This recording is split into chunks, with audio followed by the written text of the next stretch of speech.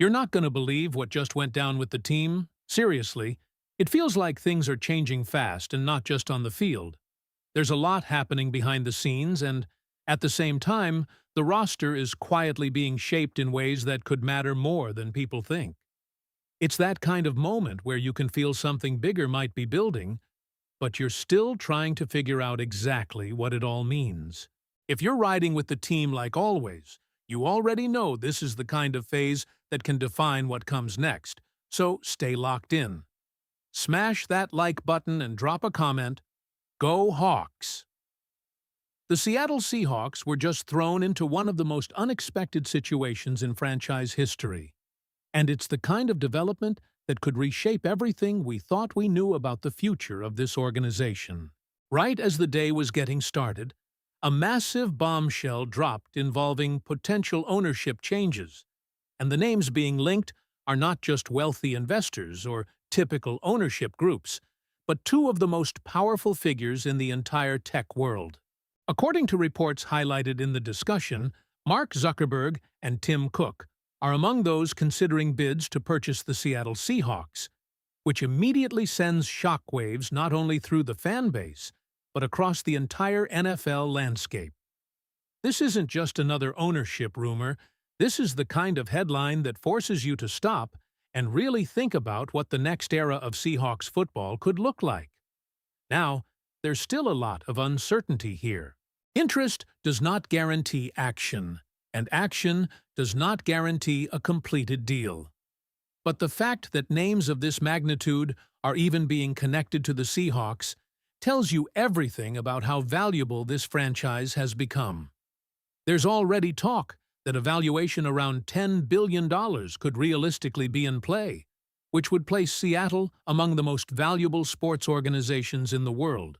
That number alone reflects not just past success, but also the long-term stability and appeal of the Seahawks as a brand.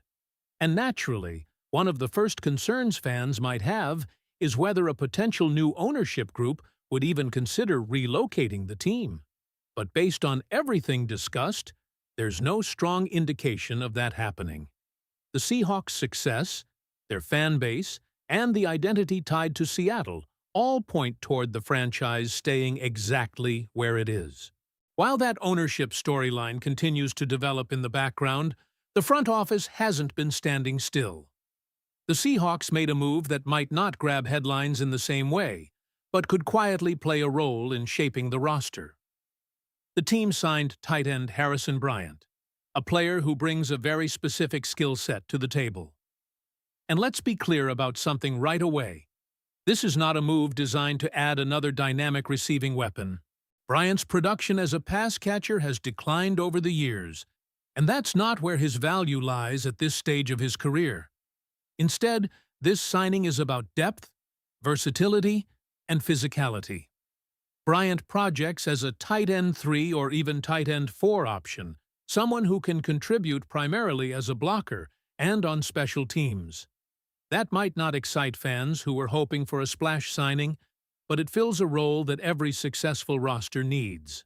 He's capable of contributing across multiple special teams units, and his blocking ability gives the Seahawks another piece in the trenches, especially in situations where physicality is required. When you already have receiving options like A.J. Barner and Elijah Arroyo, adding a player who can handle the less glamorous responsibilities starts to make more sense. And that's really the theme of this move. It's not flashy, it's not headline-grabbing, but it's practical. At worst, Bryant doesn't make the final roster, and the team moves on without losing much.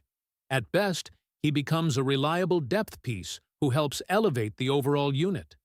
That's why the move lands somewhere in the middle when it comes to evaluation. It's not going to change the trajectory of the offense on its own, but it's part of the larger puzzle the Seahawks are putting together. Now shifting to a move that could have a much bigger impact, there's growing momentum around the possibility of the Seahawks targeting Dante Fowler as their top free agent edge rusher. Reports indicate that he's emerging as a primary option, and even though nothing has been finalized yet, the expectation is that Seattle remains heavily interested. And when you start breaking down the fit, it becomes clear why this connection is gaining traction. Fowler continues to be an effective pass rusher, finishing among the top group in pressures last season, which is exactly what the Seahawks need more of. He's not just a situational player either. He brings enough size and awareness to hold his own against the run, even if that's not his primary strength. The key here is how he would be utilized within the defensive system, especially considering the influence of Mike Macdonald, who has a track record of getting the most out of veteran edge rushers. There's also a bigger picture element to this potential signing. The Seahawks are in a transitional phase when it comes to their edge rusher group. With several players on expiring deals and the long-term future of the position still uncertain, bringing in someone like Fowler provides both immediate production and veteran leadership. He's been in the league since 2016, played under multiple systems, and understands what it takes to adapt and succeed at the professional level.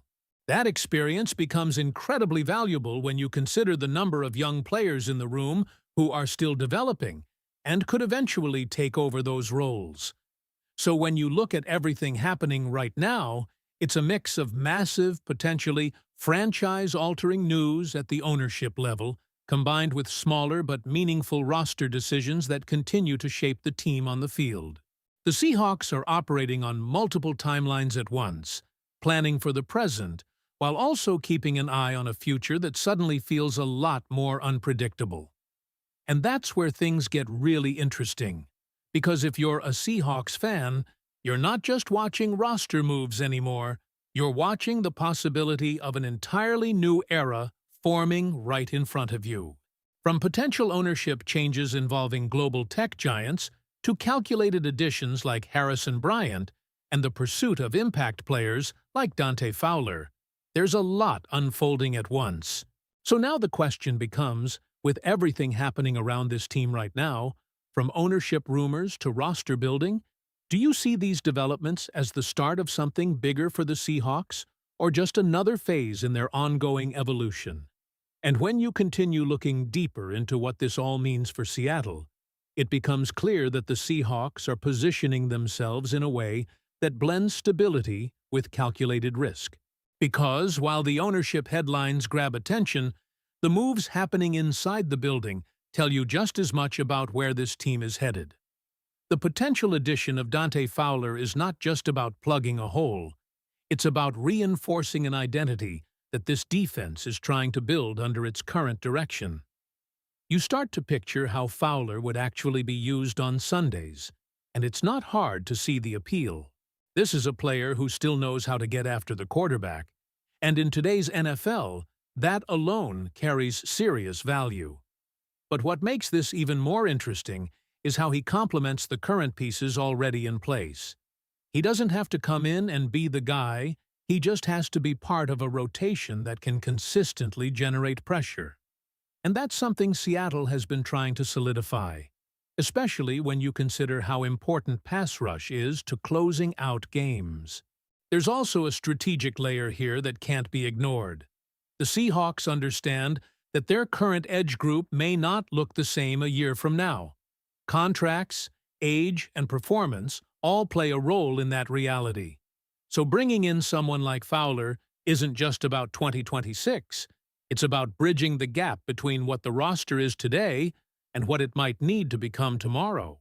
He becomes a piece that can contribute now while also helping to prepare the next wave of players who will eventually take over. And that mentorship aspect matters more than people realize. When you have younger players trying to find their footing in the league, having a veteran who has seen different systems, different locker rooms, and different expectations can make a real difference. Fowler has been through those experiences. He understands how to adjust, how to stay relevant, and how to keep producing even as roles change. That kind of knowledge doesn't always show up on a stat sheet, but inside a locker room, it can be invaluable.